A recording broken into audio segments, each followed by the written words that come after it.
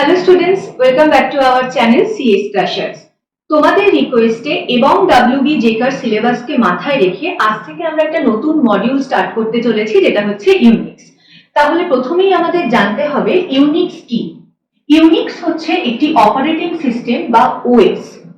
এখন এই operating system বা ওএস বোঝার জন্য আমাদের আরো একটু ব্যাকে যেতে হবে। সেটা আমাদের প্রথমেই বুঝতে হবে যে কম্পিউটার কি। কম্পিউটার হচ্ছে combination of hardware plus software. এখন এই হার্ডওয়্যার কি? হার্ডওয়্যার হচ্ছে কম্পিউটারের সেই সমস্ত ইউনিটস বা পার্টস যাদের কোনো একটা ফিজিক্যাল এক্সিস্টেন্স আছে, মানে যাদেরকে আমরা টাচ করতে পারি, ফিল করতে পারি, সেই সমস্ত ইউনিটস। যার আন্ডারে আসে মনিটর, আমরা সিপিইউ ক্যাবিনেটকে খুললে ইনফ্যাক্ট সিপিইউ বা প্রসেসরের চিপও দেখতে পাবো, র্যাম, রম, বিভিন্ন ইনপুট আউটপুট ডিভাইস, এই সবকিছুই কিন্তু আসে হার্ডওয়্যার পার্টে। এখন এই সমস্ত হার্ডওয়্যার গুলোকে অ্যাসেম্বল করে আমরা কিন্তু একটা কম্পিউটারের বডি তৈরি করে ফেলতে পারি এবং সেই কম্পিউটারের বডিটাকে আমরা মার্কেট থেকে বাড়িতে কিনে আনতে পারি। কিন্তু তাহলেই কি আমি সেই কম্পিউটার বা সেই মেশিনটার সাথে কমিউনিকেট করতে পারবো? কিভাবে কমিউনিকেট করব? কারণ ওগুলো তো জাস্ট একটা মেশিন, ওগুলো তো হিউম্যান ল্যাঙ্গুয়েজ বোঝে না। তাহলে ওদেরকে আমরা কিভাবে ইনস্ট্রাক্ট করব? সেই ফেসিলিটিটাই কিন্তু প্রোভাইড করে হচ্ছে সফটওয়্যার। সফটওয়্যার কিন্তু একটা ব্রিজ হিসাবে কাজ করে between the end user and the computer. তার মানে সফটওয়্যার কি? সফটওয়্যার হচ্ছে আবার collection of tested programs plus তার প্রপার ডকুমেন্টেশন। এখন প্রোগ্রামস কি?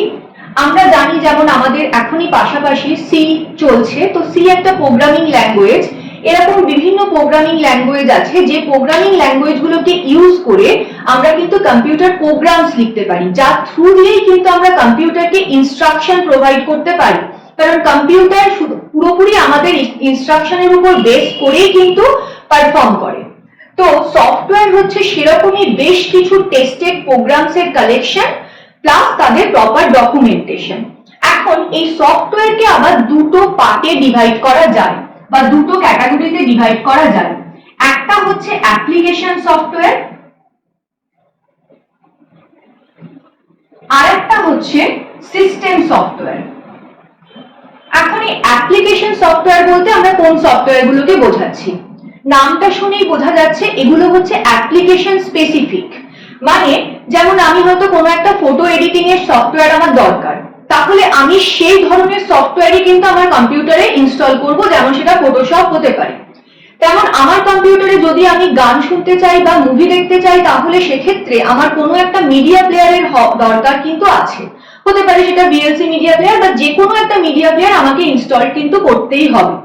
তেমনই বিভিন্ন word processing software, spreadsheet, computer browser, এই সমস্ত কিছুই কিন্তু আসে অ্যাপ্লিকেশন সফটওয়্যারের আন্ডারে, যেগুলো application specific. But system software এর আন্ডারে মেইন যে জিনিসটা আসে, সফটওয়্যারটা আসে, সেটা হচ্ছে অপারেটিং সিস্টেম। এছাড়াও বেশ কিছু ইউটিলিটি সফটওয়্যার, সেগুলো কিন্তু সিস্টেম সফটওয়্যারের আন্ডারে আসে, যেগুলো সিস্টেমের উপরে কাজ করে। তো এখনকার জন্য আমরা জানছি যে অপারেটিং সিস্টেম সিস্টেম সফটওয়্যারের আন্ডারে আসছে। তাহলে অপারেটিং সিস্টেম কি, কেন এটা এত ইম্পর্টেন্ট? কারণ আমরা কোনো একটা কম্পিউটার কিনে আনার পরেই আমাদের প্রথম যে কাজটা হয় সেটা হচ্ছে যে কোনো একটা অপারেটিং সিস্টেম আমাদের কম্পিউটারে ইনস্টল করে নেওয়া। তারপর আমাদের যেমন যখন যা দরকার হয় সেরকম অ্যাপ্লিকেশন সফটওয়্যার বা অ্যাপস আমরা ইনস্টল করি, কিন্তু প্রথম কাজটাই হচ্ছে অপারেটিং সিস্টেমকে ইনস্টল করা। তাহলে কি অপারেটিং সিস্টেমের কাজটা কি?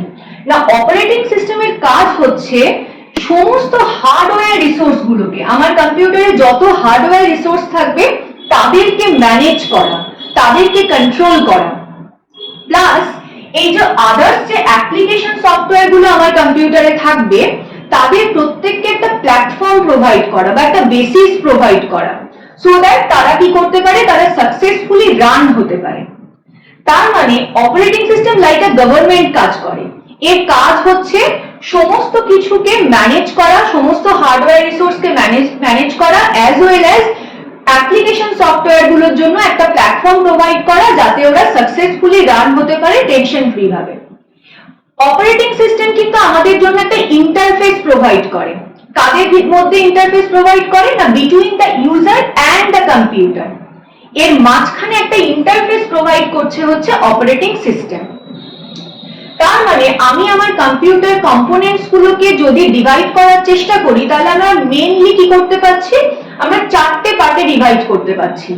একদম প্রথম পার্টে থাকছে বিভিন্ন হার্ডওয়্যার কম্পোনেন্ট গুলো, যার আন্ডারে মেইনলি আসে হচ্ছে সিপিইউ বা প্রসেসর, বিভিন্ন আইও ডিভাইস এবং আমাদের মেমরি।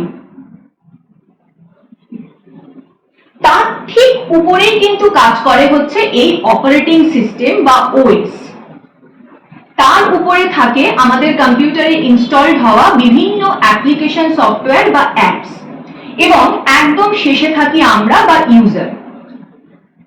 তার মানে ইউজার কি করে, ইউজার জেনারেলি কি করছে, অ্যাপ্লিকেশন সফটওয়্যারের সঙ্গে কিন্তু কমিউনিকেট করছে, অ্যাপ্লিকেশন সফটওয়্যারকে ইউজার রিকোয়েস্ট করছে, জেনারেলি সেটা করে থাকে।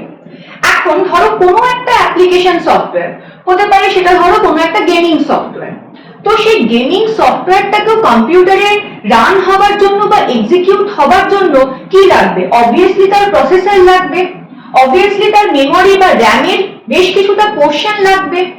তার মানে সেই অ্যাপসটারও রান হওয়ার জন্য বেশ কিছু হার্ডওয়্যারের কিন্তু দরকার আছে। তাহলে সেই অ্যাপসটা কার থ্রু দিয়ে এই হার্ডওয়্যার গুলোকে রিকোয়েস্ট করবে, না অ্যাপস গুলো কিন্তু তখন অপারেটিং সিস্টেমের থ্রু দিয়ে ভায়া অপারেটিং সিস্টেম কিন্তু এই হার্ডওয়্যার গুলোকে রিকোয়েস্ট করবে, এবং অপারেটিং সিস্টেম কি করবে, সেই রিকোয়েস্ট অনুযায়ী কোনো একটা অ্যাপ্লিকেশন সফটওয়্যারে যা নিডেড রিসোর্স দরকার সেটা তাকে প্রোভাইড করে। এইভাবে অ্যাকচুয়ালি কাজটা হয়। এখন প্রশ্ন হচ্ছে, যদি এর মাঝে এই অপারেটিং সিস্টেম না থাকতো তাহলে আমাদের কি কি প্রবলেম ফেস করতে হতো। তো এটা আমি কি বললাম, অপারেটিং সিস্টেম হচ্ছে like a interface between the user and the computer. এখন একটা রিয়েল লাইফ এক্সাম্পল ধরা যাক। ধরো আমরা জেনারেলি আমাদের কলেজ বা ইউনিভার্সিটিতে আমাদের যে সুইচ বোর্ড গুলো থাকে তার ভিতরে অনেকগুলো সুইচ থাকে, বাইক সুইচ বোর্ডেও সুইচ থাকে, বাট জেনারেলি আমাদের যে কলেজ বা ইউনিভার্সিটিতে এক একটা সুইচ বোর্ডে অনেক সুইচ থাকে। আমরা কি করি, পার্টিকুলারলি কোনো একটা সুইচ দিলে একটা লাইট জ্বললো, অন্য একটা সুইচ দিলে অন্য একটা লাইট জ্বলে, কোনো একটা সুইচ দিলে ফ্যান চলে, এরকম ধরনের ব্যাপার। এখন যদি ওই সুইচ বোর্ডটা না থাকতো তাহলে কি হতো, সুইচ বোর্ডটা খুললে কোনো সময় ইলেকট্রিশিয়ান এসে সুইচ বোর্ডটা খুললে আমরা দেখতে পাই সুইচ বোর্ডের পিছনে অনেক তার আছে, অনেক তার আছে, কোনো দুটো তার একসাথে কানেক্ট হয়ে কি করছে, একটা সার্কিট কমপ্লিট করছে এবং তার মধ্যে কারেন্ট ফ্লো হচ্ছে, তো পার্টিকুলারলি সেই লাইটটা বা সেই ফ্যানটা চলছে। এখন যদি ওই সুইচ বোর্ডটা খুলে নেওয়া হয় তাহলেও তো ওই লাইট বা ফ্যান গুলো জ্বালানো পসিবল, কিন্তু সেক্ষেত্রে আমাদের কি করতে হবে, সেক্ষেত্রে আমাদের ওই অত তারের মধ্যে থেকে বারবার কি করতে হবে, ট্রাই করে করে দেখতে হবে যে কোনটা কানেক্ট হলে কোন লাইটটা জ্বলছে বা কোন ফ্যানটা জ্বলছে, তো যেটা আমাদের ডেইলি লাইফে পসিবল নয়। তো এক্ষেত্রে ওই সুইচ বোর্ডটা হচ্ছে ইন্টারফেস হিসেবে কাজ করছে ওই তারগুলোর সঙ্গে এবং আমাদের মধ্যে। ইন্টারফেসটা কি করে, ইন্টারফেসটা জেনারেলি আমাদের এই কাজটাকে অনেক ইজি করে দেয়, ইজি টু ইউজ করে দেয়, যাতে আমরা টেনশন ফ্রি হবে, জাস্ট একটা সুইচ টিপছি, হয়তো সেই লাইটটা জ্বললো না, অনেকগুলো সুইচের মধ্যে আবার একটা সুইচ টিপলাম তো জ্বলে গেল, শুধুমাত্র আমাদের এইটুকুনি কাজ থাকে। সেখানে কিন্তু আমাদের একদম হার্ডওয়্যার লেভেলে গিয়ে তারগুলোকে কানেক্ট করতে বসতে হয় না। ঠিক সেই কাজটাই কিন্তু এখানেও অপারেটিং সিস্টেম করে, একটা ইন্টারফেস প্রোভাইড করছে। অপারেটিং সিস্টেম না থাকলে যদি আমি কোনো একটা পার্টিকুলার হার্ডওয়্যারকে রিকোয়েস্ট করতে হতো আমাকে, তাহলে কি করতে হতো, সেই পার্টিকুলার হার্ডওয়্যারটাকে অ্যাক্সেস করবার জন্য, ধরো আমি সিপিইউ কে অ্যাক্সেস করতে চাইছি বা ধরো আমি মেমোরিকে অ্যাক্সেস করতে চাইছি, সেই বা ইনপুট আউটপুট ডিভাইস, আমাদের কাছে এতগুলো ইনপুট আউটপুট ডিভাইস থাকে, পার্টিকুলার ইনপুট আউটপুট ডিভাইসকে অ্যাক্সেস করবার জন্য আমাকে কি করতে হতো, কোড লিখতে হতো। প্লাস সেই ডিভাইসটাকে আমি কি কাজের জন্য অ্যাক্সেস করছি, যেমন মেমোরিকে আমি রিড করবার জন্য অ্যাক্সেস করছি না মেমোরিকে রাইট করবার জন্য অ্যাক্সেস করছি, তার জন্য কোড লিখতে হতো, কতক্ষণের জন্য আমি তাকে অ্যাক্সেস করতে চাইছি, এই সমস্ত কিছুর জন্য কিন্তু আমাকে কি করতে হতো, লো লেভেল ল্যাঙ্গুয়েজে কোড লিখতে হতো, যেটা কি একটা এক্সপার্ট ছাড়া কারোর পক্ষে পসিবল। আজকের দিনে যারা কম্পিউটার সায়েন্স বা কম্পিউটার অ্যাপ্লিকেশন নিয়ে পড়ে না, ইনফ্যাক্ট একটা ছোট বাচ্চাও একটা কম্পিউটারকে হ্যান্ডেল করতে পারে, সে জাস্ট এখানে ক্লিক করছে ওখানে ক্লিক করছে সেই মতো কাজ হয়ে যাচ্ছে। এই অপারেটিং সিস্টেমই কিন্তু এই ইউজটাকে, কম্পিউটারের ইউজটাকে এতটা ইজি করে দিয়েছে। এছাড়া আমাদের অপারেটিং সিস্টেম না থাকলে কি প্রবলেম হতো? ধরো মাঝখানে এ একটা অথরিটি হিসাবে কাজ করে। আমাদের কম্পিউটারে এখন কিন্তু শুধুমাত্র একটাই অ্যাপ চলে না, এখন আমরা জানি আমরা সাইমালটেনিয়াসলি অনেকগুলো অ্যাপসকে আমরা ওপেন করে রাখতে পারি। যেমন আমরা কোনো একটা ওয়ার্ড প্রসেসিং সফটওয়্যারে লেটার লিখছি, আমরা গান শুনছি, তার সাথে সাথেই আমরা ইন্টারনেটে কিছু সার্চ করছি। তার মানে কি হচ্ছে, সাইমালটেনিয়াসলি অনেকগুলো অ্যাপসেরই কিন্তু, যতগুলো অ্যাপস চলছে আমার কম্পিউটারে, সবারই কিন্তু কোনো না কোনো সময় সিপিইউ প্রয়োজন, কোনো না কোনো সময় মেমরি প্রয়োজন, বা কোনো ইনপুট আউটপুট ডিভাইস প্রয়োজন। এখন এই অপারেটিং সিস্টেম যদি না থাকতো, তাহলে কোনো একটা অ্যাপস হয়তো কোনো একটা রিসোর্সকে ধরে বসে আছে, সে হয়তো সেই রিসোর্সটাকে ছাড়ছেই না, ছাড়বে না তার ইচ্ছে, কারণ মাঝখানে কেউ অথরিটি নেই। আমাদের কলেজের প্রিন্সিপালও কি করে, আমাদের সবাইকে কন্ট্রোল করে, ম্যানেজ করে, যাতে কেউ কোনো মানে যা ইচ্ছে তাই করতে না পারে। সেই কাজটা কিন্তু এখানে অপারেটিং সিস্টেম করছে। ও ধরে, অপারেটিং সিস্টেম না থাকলে আমি আমার রিসোর্স ধরে বসে আছি, আমি ছাড়বো না, আমার মর্জি। তখন অন্য কোনো একটা অ্যাপস বা অন্য কোনো একটা ইউজারের যদি সেই রিসোর্সটা দরকার হতো, তাহলে সে কি করে সেটাকে পেতো? সে পেতো না, সে রান করতে পারতো না, সে বসেই থাকতো। এই জিনিসগুলোকে কিন্তু অনেক বেশি ইজি, অনেক বেশি ম্যানেজেবল করছে কে? Operating system. একটা অথরিটি হিসাবে কাজ করছে, না তোমাকে আমি এতক্ষণের জন্য এই রিসোর্সটা দেবো, তোমার টাইম ওভার, তুমি ওর থেকে রিসোর্স নিয়ে নিচ্ছে, নিয়ে আবার অন্য আরেকজনকে রিসোর্স দিচ্ছে। এইভাবে কিন্তু অপারেটিং সিস্টেম কি করছে? সমস্ত কিছুকে ম্যানেজ করছে বা কন্ট্রোল করছে। না থাকলে কিন্তু এই সমস্ত প্রবলেম হতো, এবং সেক্ষেত্রে কিন্তু কোনো আজকের দিনে নন টেকনিক্যাল ব্যাকগ্রাউন্ডের লোকও যেমন একটা কম্পিউটার হ্যান্ডেল করতে পারে, সেটা কিন্তু হ্যান্ডেল করা প্রায় ইম্পসিবল হয়ে যেত। তাহলে অপারেটিং সিস্টেমের মেন ফাংশন গুলো বা কাজগুলো কি আসে? প্রথম কাজই হচ্ছে রিসোর্স ম্যানেজমেন্ট।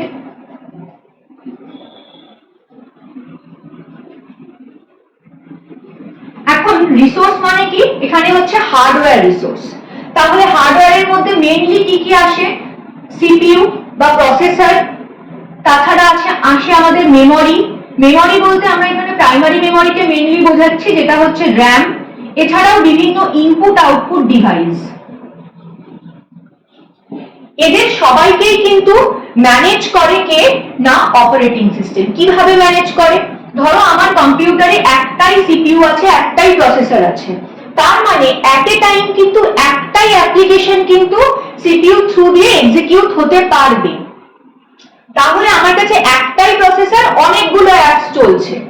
তার মানে অপারেটিং সিস্টেম তখন কি করছে না, সে কিন্তু কখন সিপিইউ কে বা প্রসেসরকে কাকে দিচ্ছে, কোন অ্যাপ্লিকেশনকে দিচ্ছে, আবার দরকার মতো তার থেকে সিপিইউ কে নিয়ে অন্য অ্যাপ্লিকেশনকে দিচ্ছে।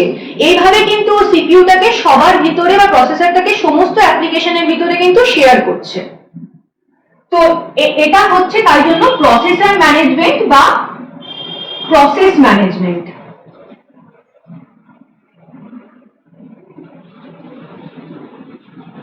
তেমনি আমরা পরে দেখব, যখন আমরা অপারেটিং সিস্টেম পড়ব, যে কোনো একটা প্রসেসকে রান হবার জন্য কি রাখতে হবে না, তাকে কিন্তু প্রাইমারি মেমরি বা র্যামের ভিতরে থাকতেই হবে।